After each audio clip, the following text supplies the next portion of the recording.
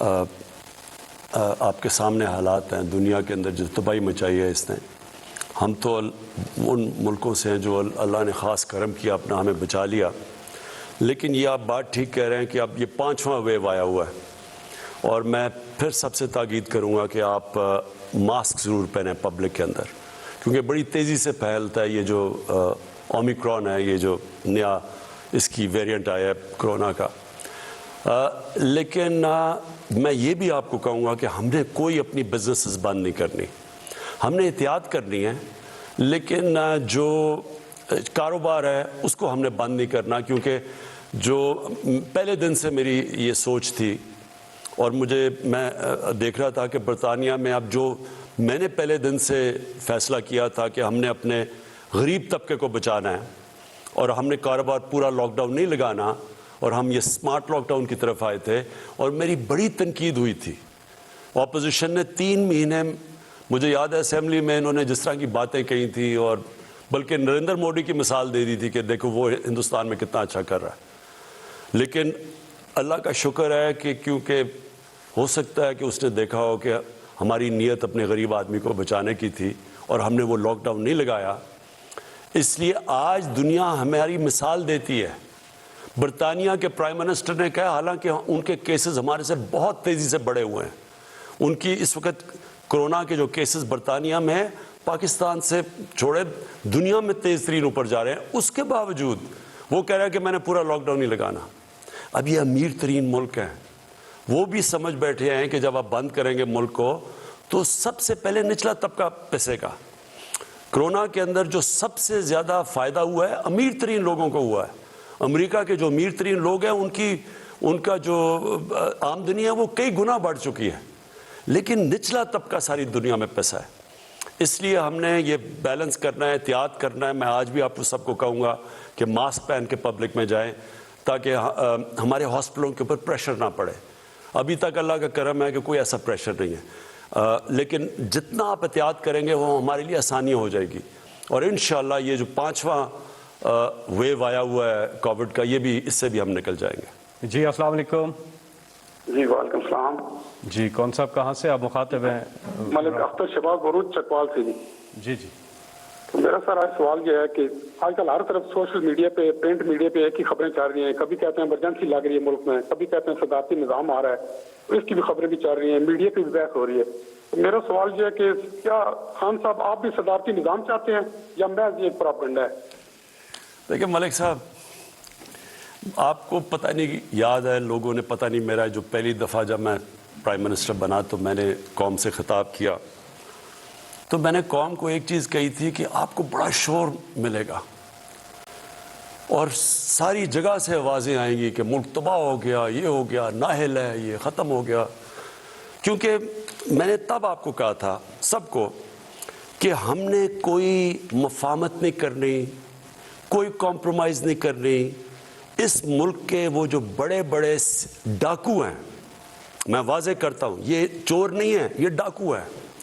میں 30 سال میں پولیٹکس میں آیا ان کے خلاف تھا. نہیں تو میں پھر سے کہتا ہوں، جس آدمی کو اللہ نے سب کچھ دیا ہے اس کو کیا ضرورت پڑی تھی کہ اپنی زندگی ساری لگائے، اپنا گھر بار سارا کچھ لگا کے ایک گھٹیا لوگوں سے ہر روز برے بھلی گالیاں سنیں. لیکن میں اس کو جہاد سمجھتا ہوں. تو میں نے شروع میں کہا تھا کہ جب بھی، کیونکہ میں نے ان سے کوئی مفاہمت نہیں کرنی، انہوں نے مجھے بلیک میل کرنا کہ کسی طرح ہمیں NRO دے دو. جو جنرل مشرف نے اس ملک کے اوپر سب سے مارشل لاء سے زیادہ اس نے ظلم کیا تھا ان 2 بڑے گھرانوں کو NRO دے کے، یعنی ان کی چوری معاف کر کے. اور اس قوم نے جو قیمت اٹھائی ہو اس کی ہم آج بھگت رہے ہیں کہ آدھا پیسہ جو ہم اکٹھا کرتے ہیں ٹیکس سے، وہ آدھا پیسہ چلا جاتا ہے ان کے لیے وہ قرضوں کی قسطوں کے اوپر. تو ملک چلائیں کیسے کہ لوگوں کے کیسے تعلیم دیں، صحت دیں، سٹرکچر ٹھیک کریں، کیسے کریں، جبکہ آدھا پیسہ ان قرضوں پہ جاتا ہے، قسطوں پہ جو انہوں نے لیے ہوئے ہیں. اور انہوں نے جس طرح بے دردی سے 10 سالوں میں، کیونکہ ان کو NRO مل گیا تھا، اپنا نیب ان کا بٹھا دیا، جس طرح انہوں نے اس ملک سے کیا ہے. یہ اب مجھے بلیک میل کرنے کی کوشش کر رہے تھے کہ جی اب چلیں ہم اس کو بلیک میل کریں گے. اس کو شاید کرسی اتنی پسند ہے کہ یہ بھی آخر میں جا کے جنرل مشرف ہی کہے گا اچھا جی میں آپ سے NRO کے نام پہ میں آپ سے سمجھوتا کر دیتا ہوں, اپنے پیسے رکھ لو. اب میں اس کو سمجھتا ہوں کہ یہ ملک کی سب سے بڑی غداری ہے اگر میں یہ کروں گا, اور اس لیے یہ افراتفری پھیلائی ہوئی ہے. جو ٹی وی پہ آتا ہے جو تباہ ہو گیا ملک میں یہ ہو گیا, غربت بڑھ گئی. میں ذرا آپ کے سامنے پہلے یہ ذرا رکھتا ہوں نا, انہوں نے کہا کہ غربت بڑھ گئی ہے. یہ میرے پاس ورلڈ بینک کی فگرز ہیں. یہ چلیں ہم تو کہیں گے تو لوگ کہیں گے یہ ٹھیک نہیں, ورلڈ بینک تو ہمارے سے نہیں آرڈرز لیتا نا. ورلڈ بینک کی فگر ہے کہ 4 کیٹیگریز انہوں نے بنائی کہ 4 کلاسز ہیں کہ اگر آپ ڈالر کی 5.5 پر کیپٹا دیکھیں تو اس کے اندر کتنی غربت ہے, پھر 3.2 پر کیپٹا اس کے اندر کتنی غربت ہے, 1.9 پر کیپٹا تو اس کی کتنی ہے. تو انہوں نے 4 کیٹیگری رکھی ہیں. چاروں کیٹیگریز میں ورلڈ بینک کہتا ہے کہ چاروں کیٹیگریز میں غربت کم ہوئی ہے. پہلے میں 0.6% کم ہوئی, دوسرے میں 1.4% کم ہوئی غربت, تیسرے میں 2.9% کم ہوئی, اور آخری میں 0.6% کم ہوئی. اس کا مطلب کہ ہمارے دور میں تو غربت کم ہوئی ہے. تو آپ اگر یہ دیکھیں, ان کا شور دیکھیں تو لگتا ہے کہ ملک تباہ ہو گیا. اب یہ دوسری چیز میں آپ کے سامنے رکھنا چاہتا ہوں کہ ورلڈ بینک نے ایک اور چیز کہی. ابھی انہوں نے ورلڈ بینک نے پاکستان کی خود ویریفائی کر کے انہوں نے فگرز لگائی ہے کہ پاکستان میں جو دولت میں اضافہ ہوا ہے, یعنی جی ڈی پی میں اضافہ ہوا ہے, سالانہ جی ڈی پی میں, سالانہ دولت میں جو اضافہ ہوا ہے وہ 5.37% ہے. اب 5.37% جب کرونا کا مقابلہ کر رہا ہے ملک, جو ساری دنیا میں, ہندوستان میں تو نیگیٹو میں گئی ہے ان کی گروتھ ریٹ, تو ادھر جب پاکستان کا اضافہ ہوا ہے تو یہ کیسے کہہ رہے ہیں کہ غربت بھی بڑھ گئی, ملک بھی تباہ ہو گیا. ایک اکانومسٹ کی آ گئی ہے کہ جو ٹاپ 3 ملک ہیں جس نے سب سے بہترین طریقے سے, یعنی اہلیت تھی اتنے بڑے کرائسس کا مقابلہ کرنے کے لیے, اور دوسری طرف ورلڈ بینک کہہ رہا ہے کہ یہ 5.37% ہماری اکانومی بڑھی ہے. تو میں آپ سوال پوچھتا ہوں کہ یہ کدھر سے تباہی آ گئی؟ میں خود تسلیم کرتا ہوں کہ دنیا کے اندر مہنگائی آئی اور کئی طبقے, تنخواہ دار طبقے کے اوپر مشکل وقت ہے, ساری دنیا میں مشکل وقت ہے. لیکن مجھے یہ بتائیں کہ آپ اگر شام کو ٹی وی دیکھیں اور جو ان کی باتیں سنیں, وہ 2 آ جاتے ہیں, ایک بیچارہ تحریک انصاف کا معصوم بیٹھ جاتا ہے, وہاں باقی اینکر بھی مل جاتا ہے, وہ 2 ان کے ساتھ جو دوسرے ہوتے ہیں, ملک مارا گیا, تباہ ہو گیا, یہ ہو گیا. تو یہ کیسے بتاتے ہیں اگر تباہ ہو گیا تو 5.37% ملک کی اکانومی بڑی کیسے ہے؟ اور میں آپ کو بتاتا ہوں بڑی کیسے ہے. اگر آپ, اور میں یہ بھی چاہتا ہوں, میں اپنے صحافیوں سے چاہتا ہوں کہ دیکھیں اتنی مایوسی کئی دفعہ پھیلا دیتے ہیں کہ وہ لوگ بیچارے سمجھتے ہیں کہ یہ تو ملک آج گیا تو کل گیا. یہ ملک اس وقت دنیا میں مثال دی جا رہی ہے جو سب سے بہتر نکلا ہے کرونا سے. اور یہ آپ ذرا سنیں کدھر کدھر فائدہ ہوا ہے ہم نے پالیسیز بنائی. سب سے پہلے کنسٹرکشن, پاکستان کی کنسٹرکشن انڈسٹری کے اندر جو بوم آئی ہوئی ہے وہ میں آپ کو بتاؤں.